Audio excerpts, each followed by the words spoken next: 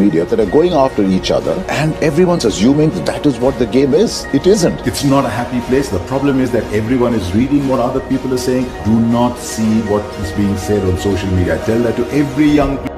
नमस्कार दोस्तों, जिंदगी की मुसीबतों के बारे में कभी शिकायत मत करो, क्योंकि भगवान सबसे कठिन रोल अपने बेस्ट एक्टर को ही देता है।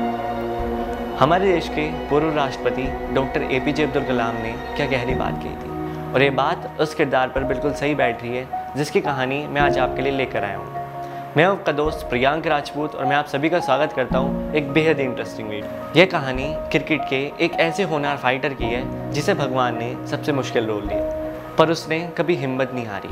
हर रोल को बखूबी निभाता चला गया, लक्ष्य पाने के लिए लड़ता चला गया। कभी कामयाबी मिली तो कभी नाकामयाबी हाथ लगी, लेकिन उसने कभी शिकवा नहीं किया, कभी अपना दर्द किसी को नहीं सुनाया। एक बेहद साधारण परिवार से पहले उसने टीम इंडिया तक का कठिन सफ़र तय किया और फिर अपनी गेम चेंजर वाली एबिलिटी से वो हिंदुस्तान के करोड़ों दिलों का सुपरस्टार बन गया। पूरी दुनिया इस सुपरस्टार को हार्दिक बधाई दे रही है क्योंकि उसने सबसे बड़ा मैदान फतेह किया है। टीम इंडिया अपने इस सुपरस्टार को कुंग फू पांड्या के नाम से पुकारती है।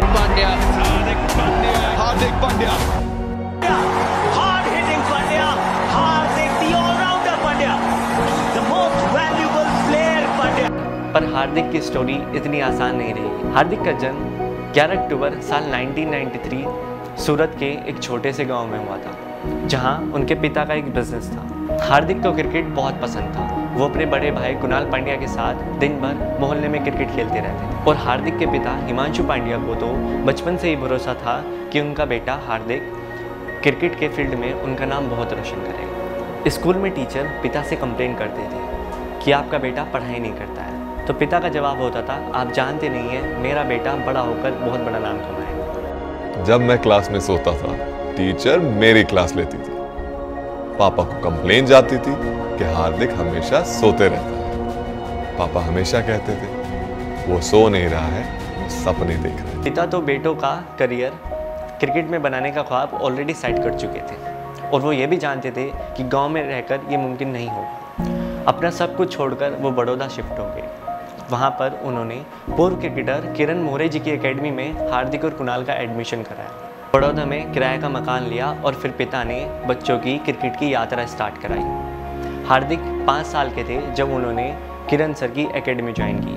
उनकी उम्र देखकर वहाँ के बच्चे उन्हें खिलाने से मना कर देते थे, पर जैसे असली हीरे की पहचान सिर्फ जोहरी को होती है, वैसे ही किरण सर ने हार्दिक की बल्लेबाजी देखी और उन्हें 3 साल की फ्री ट्रेनिंग देने का निर्णय लिया। इनको टाइम देने के लिए हार्दिक ने 9th में ही अपनी स्कूलिंग छोड़ दी थी, और उनका साथ इसमें उनके पेरेंट्स ने भी बखूबी दिया। हार्दिक पढ़ाई में जितना कमज़ोर थे उतना क्रिकेट में तेज। वो अपने एकेडमी और क्लब की पहली पसंद बनते जा रहे, पर जब सब सही चल रहा था तब जिंदगी उनका इम्तिहान लेने आती है। पापा को अचानक हार्ट अटैक आ गया। ऐसा भी नहीं एक आया, एक ही रात में 2 आ गए। हार्दिक के पिता की तबीयत इतनी ख़राब थी कि डॉक्टर्स ने उन्हें स्ट्रिक्ट बेड रेस्ट के लिए बोल दिया था। अब घर की जिम्मेदारी दोनों भाइयों के ऊपर आ गई थी। यहीं से हार्दिक के घर की फाइनेंशियल प्रॉब्लम स्टार्ट हुई। हालत इतनी ख़राब थी कि 2 वक्त का खाना भी नसीब नहीं होता था। इसलिए दोनों भाई दूसरे गांव जाकर क्रिकेट के टूर्नामेंट्स खेलते और उससे जो पैसे मिलते उससे अपने घर का गुजारा करते। घर पर उधारी इतनी बढ़ चुकी थी कि हार्दिक और कुणाल 24/7 घर से बाहर रहते और मात्र 5 रुपए की मैगी खाकर अपने घर का गुजारा करते और अपना गुजारा करते। उनके पास एक जगह से दूसरी जगह जाने तक के पैसे नहीं थे। इतनी सिचुएशन ख़राब थी कि अगर कोई और होता तो शायद वो छोटी मोटी नौकरी कर अपना गुजारा स्टार्ट कर देता, बट हार्दिक ने अपने पिता के सेक्रीफाइस को याद किया और अपनी पूरी ज़िंदगी के साथ साथ अपनी सारी चीज़ें दांव पर लगा दी। मेहनत, दिन रात मेहनत। हार्दिक अपने आप को एक बेहतर पर्सन बनाते गए। ग्रुप स्टेज में अच्छा परफॉर्म करने के बाद उनके पास आया एक मौका। साल 2013, 18 साल तक रहे लेग स्पिनर हार्दिक पांड्या का बड़ौदा की स्टेट टीम में सिलेक्शन। जी हाँ, हार्दिक पांड्या पहले एक लेग स्पिनर के रूप में खेलते थे, पर जब वो बड़ौदा की स्टेट टीम में सेलेक्ट हुए तभी से उन्होंने as a fast bowling allrounder खेलना शुरू किया। उन्होंने इतना अच्छा परफॉर्म किया कि उसका फ़ायदा उन्हें बड़ौदा की स्टेट टीम के साथ साथ रणजी ट्रॉफी के सिलेक्शन तक में भी हुआ। 30 मार्च 2014 यहाँ से आया हार्दिक की लाइफ का टर्निंग पॉइंट। ये मैच था मुंबई वर्सेस बड़ौदा के बीच में, जहाँ पर जहीर खान, धवल कुलकर्णी जैसे बॉलर्स के सामने भी हार्दिक का बैट नहीं रुका। हार्दिक की 82 रन्स की नॉट आउट पारी ने बड़ौदा को मैच विनर बनाया और मुंबई की सरजमी पर मुंबई को मैच हराकर हार्दिक पांड्या ने मुंबई इंडियंस के हेड कोच का दिल जीत लिया। और फिर होना क्या था, इंतज़ार था उस मौके का जो हार्दिक की ज़िंदगी बदल सकता था। Player is sold for 10 and he'll play for the Mumbai Indians. IPL option 2015 Mumbai Indians ने हार्दिक पांड्या को 10 लाख के बेस प्राइस में खरीदा। इस दुबले पतले लड़के को देखकर MI के जितने भी फैंस थे वो सोच रहे थे MI का ये सबसे बैड डिसीजन। उन्हें क्या पता था कि हार्दिक वो ताश के पत्ते हैं जो बाजी पलट देते हैं, और हुआ भी कुछ यूं ही। चेन्नई सुपर किंग्स के खिलाफ हार्दिक ने 8 बॉल पर 21 रन की ऐसी पारी खेली, उन्होंने चेन्नई के बॉलर्स के पसीने छुटा दिए। साथ ही साथ उन्होंने चेन्नई सुपर किंग्स की लगातार 10 स्पिन की स्ट्रीक को भी तोड़ डाला। इसी के साथ साथ हार्दिक सबके चहेते बनते जा रहे थे। अपने पहले ही IPL सीजन में हार्दिक पांड्या की बेहतरीन प्रदर्शन की वजह से मुंबई इंडियंस IPL चैंपियन बनी। क्रिकेट के गोट कहलाए जाने वाले सचिन तेंदुलकर सर ने हार्दिक पांड्या को एक बात बोली कि तू 1-1.5 साल में इंडिया को रिप्रेजेंट करेगा, और हुआ भी यही। India Australia tour, Hardik Pandya को टीम इंडिया से कॉल आया और फिर हार्दिक पांड्या ने पीछे मुड़कर नहीं देखा, फिर चाहे वो इंडिया वर्सेस बांग्लादेश का वर्ल्ड कप फाइनल ओवर ही क्यों ना हो।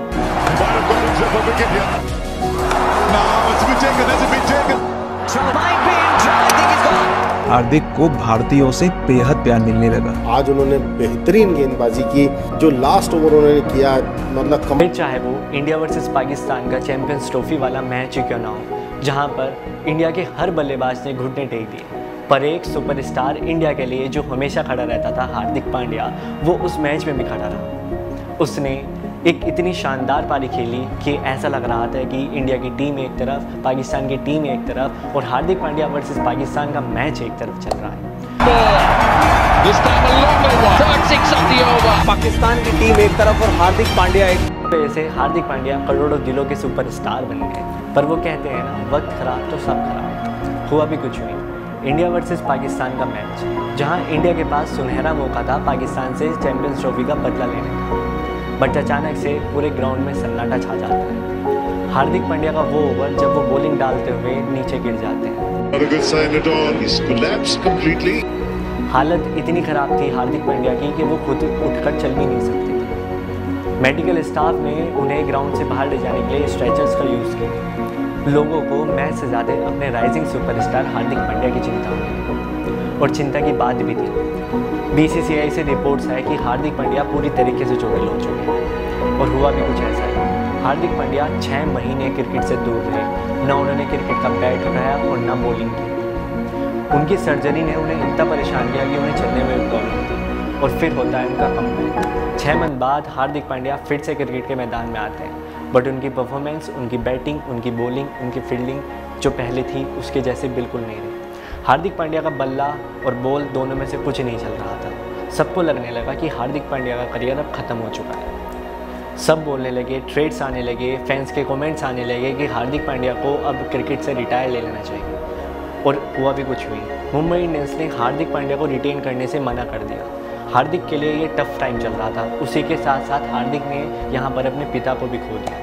वो इंसान जिसने हार्दिक के लिए सब कुछ किया, हार्दिक वहाँ पर इतने इमोशनल हुए, इतना इमोशनल ब्रेक हुए कि हार्दिक वो समझ नहीं पाए कि वो क्या करें। बट वहाँ पर नेहरा जी, गुजरात टाइटंस की नई टीम बनी और आशीष नेहरा ने हार्दिक पांड्या के ऊपर विश्वास जताया और उन्होंने हार्दिक पांड्या को गुजरात टाइटंस का कैप्टन बनाया। If you are ready, I would like you to take the captain.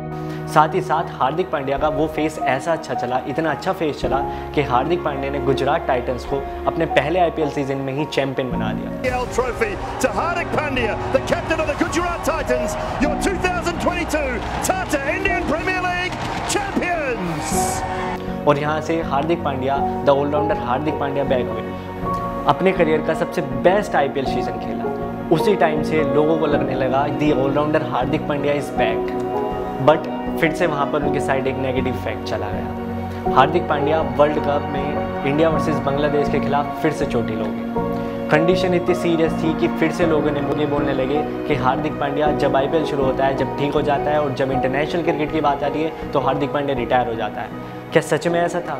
क्या सच में ये लगता था कि हार्दिक पांड्या ऐसा कुछ करते हैं कि वो IPL में जाके खेलने लगते हैं और इंटरनेशनल में आके खेलना मना कर देते हैं? ऐसा कुछ नहीं था। क्रिकेट में कुछ खास ब्रीड के प्लेयर्स भी होते हैं जो होते हैं खेल के असली हीरो, द ऑलराउंडर्स, जो सिर्फ बल्लेबाजी या गेंदबाजी से नहीं, दोनों से अपना दमखम दिखाते हैं खेल में। अगर टीम में 11 प्लेयर्स हैं और उनमें एक भी ऑलराउंडर है तो ऐसा लगता है जैसे टीम 12 प्लेयर की हो गई है। बट इनके ऊपर वर्कलोड सबसे ज़्यादा होता है। अगर इन पर ध्यान न दिया जाए तो ये इंजरी प्रूवन भी हो सकते हैं। और हार्दिक पांड्या एक ऑलराउंडर है, एक फास्ट बॉलिंग ऑलराउंडर, जिनके ऊपर वर्कलोड सबसे ज़्यादा होता है और यही कारण है उनके सबसे ज़्यादा इंजर्ड होने का। बट लोग इस बात को नहीं समझ पाते। चीज़ें यहीं पर ख़त्म नहीं होती हैं। जैसा कि मैंने आपको बताया, हार्दिक पांड्या 2023 के वर्ल्ड कप में इंडिया वर्सेस बांग्लादेश के खिलाफ इंजर्ड हुए थे। इंडिया वो वर्ल्ड कप तो हार गया, पर 2024 के IPL ऑक्शन में ये रूमर सुनने लगे कि हार्दिक पांड्या मुंबई इंडियंस ज्वाइन कर रहे हैं एज ए कैप्टन। स्टार्टिंग में लोगों ने ये चीज़ को इग्नोर किया, उन्हें लगा कि फेक रूमर्स होंगे शायद, बट ऐसा नहीं था। ये बात मुंबई इंडियंस से खुद प्रूफ की एक रिपोर्ट के द्वारा कि हार्दिक पांड्या मुंबई इंडियंस के न्यू कैप्टन होंगे। ऐसा नहीं था कि हार्दिक पांड्या ने अपनी ये स्टेट्स में सारी चीज़ें रखी थी, ऐसा बिल्कुल नहीं था। बट इंडिया जो हमारी वर्ल्ड कप हारी थी, उस चीज़ के सारे जो भी हेट थी वो सारी हार्दिक पांड्या के ऊपर डाल दी गई। बहुत आसान होता है किसी की हेट दूसरे के ऊपर डालना, बट बहुत मुश्किल होता है उसको समझ पाना कि वो पर्सन उसमें क्या एब्जॉर्ब कर रहा है। और यहीं से स्टार्ट होती है हार्दिक पांड्या की वो लाइफ स्टोरी जो उनके लिए शायद सबसे वर्स्ट पार्ट था उनकी ज़िंदगी का। 2024 IPL में जब वो ग्राउंड पर जाते थे एज ए कैप्टन, तो चारों तरफ से उन्हें सिर्फ एक ही आवाज़ आती थी, हार्दिक पांड्या छपरी, छपरी है, छपरी है। हार्दिक पांड्या ये सब एब्जॉर्व कर रहे थे, उस चीज़ को महसूस कर रहे थे, बट उन्होंने एक वर्ड नहीं बोला उन लोगों के खिलाफ जिन्होंने उनको हेट किया। लोगों ने हार्दिक पांड्या के साथ साथ उनकी वाइफ और उनके छोटे बच्चे, जिसको शायद उसके बारे में कुछ पता भी नहीं था, उन तक को नहीं छोड़ा। उन्होंने उन लोगों को इतना अब्यूज़ किया कि शायद उन्हें अपना घर छोड़ने पर मजबूर कर दिया। हार्दिक की वाइफ नताशा और अगस्त्या स्टैनकोविक इंडिया छोड़कर सर्बिया चले गए वापस अपने देश में। तो यहीं से हार्दिक पांड्या की एक लाइफ ऐसे स्टार्ट होती है जो उनके लिए सबसे वर्स्ट पार्ट होता है। लोग यहाँ तक बोल रहे थे कि आने वाले T20 वर्ल्ड कप में हार्दिक पांड्या टीम में भी नहीं होने चाहिए थे, but as a international player Hardik Pandya एक मोस्ट वैल्यूबल प्लेयर थे। टीम इंडिया उन्हें ऐसे ही नहीं छोड़ सकती थी। हार्दिक पांड्या का नाम टीम इंडिया में आया और हार्दिक पांड्या ने ऐसा प्रदर्शन किया कि हर क्रिकेट फैन उस यादगार पारियों, उन यादगार लोगों को हमेशा ज़िंदगी भर याद रखेगा। क्योंकि कितना ही बड़ा सुरमा क्यों ना हो, वर्ल्ड कप जीते बिना उसकी क्रिकेट की यात्रा पूरी नहीं होती। T20 वर्ल्ड कप के फाइनल में जब ट्रॉफी हाथ से निकलती जा रही थी तो कप्तान रोहित शर्मा ने हार्दिक पांड्या को पुकार लगाई। हार्दिक पांड्या ने हारी हुई बाजी जीत में पलट के दिखाई, टीम की वर्ल्ड कप की यात्रा पूरी कराई। टीम इंडिया के साथ साथ हार्दिक पांड्या के नाम के साथ भी वर्ल्ड चैंपियन का टैग जुड़ गया। जो लोग हार्दिक पांड्या को ट्रोल कर रहे थे, उनकी फैमिली को एब्यूज़ कर रहे थे, वो लोग पांड्या के वर्ल्ड कप जीतने के बाद वो उनके फैंस बन गए। पूरे क्रिकेट जगत में बहुत खुशी का माहौल था, सब क्रिकेट फैन बहुत खुश थे। लेकिन कुछ दिन बाद एक खबर आती है, हार्दिक पांड्या और उनकी वाइफ नताशा का डिवोर्स। क्या उस डिवोर्स का रीज़न वो लोग थे जिन लोगों ने हार्दिक को उस टाइम पर ट्रोल किया जिस टाइम पे हार्दिक पांड्या को सबसे ज़्यादा ज़रूरत थी? क्या उस डिवोर्स का रीज़न ये था कि जिस टाइम पर हार्दिक पांड्या को सबसे ज़्यादा सपोर्ट मिलना चाहिए था, उस टाइम पर उन्हें सपोर्ट नहीं मिला? जी हाँ, यही है असली रीज़न हार्दिक और नताशा के डिवोर्स का। हार्दिक पांड्या की वाइफ नताशा को इतने ट्रेड्स और इतने अब्यूज़ किया गया, उन्हें इतना ट्रोल किया गया कि वो उस चीज़ को समझ ही नहीं पाई और उसी टाइम पे उन्होंने हार्दिक से सेपरेट होने का निर्णय लिया। और उस 5 साल के बच्चे जिस अगस्त्या पांड्या, जिसे सच में इसके बारे में कुछ नहीं पता था, उन फैंस की वजह से जिन्होंने हार्दिक पांड्या को उस पूरे वक्त में सपोर्ट नहीं किया, वो आज हार्दिक और नताशा से अलग हो गए। उस टाइम पर जिन लोगों ने हार्दिक पांड्या को ट्रोल किया, अगर वो उस टाइम पर ये शायद नहीं करते तो उस 5 साल के लड़का जो हार्दिक से इस टाइम पर अलग है वो उनके साथ होता। और जो हेट 2023 वर्ल्ड कप की जो इंडिया लॉस हुआ था, अगर वो हार्दिक के ऊपर नहीं डाली जाती, वो सारे का सारा सिस्टम जो था हार्दिक के ऊपर नहीं डाला जाता, वो हेट हार्दिक के ऊपर नहीं आती, तो शायद आज हार्दिक की फैमिली यूनाइटेड होती। तो मेरा आप सभी से एक निवेदन है कि अगर हम किसी को कुछ भी बोलें, सबसे पहले हमें सोचना चाहिए, समझना चाहिए और फिर उसे बोलना चाहिए। क्योंकि हमारे वर्ड्स दूसरे की लाइफ में कितने इम्पैक्ट डालते हैं, कितने इफेक्ट डालते हैं, ये हम लोगों को नहीं पता होता है, वो दूसरे लोग ही समझ पाते हैं। सो इसी के साथ मैं आपका दोस्त प्रियांक राजपूत आप सबसे अलविदा लेता हूँ इस एपिसोड में, और आपका धन्यवाद देता हूँ आपको ये पूरी वीडियो देखने के लिए। इसी के साथ मिलते हैं नेक्स्ट एपिसोड में और नेक्स्ट वीडियो में। Thank you very much.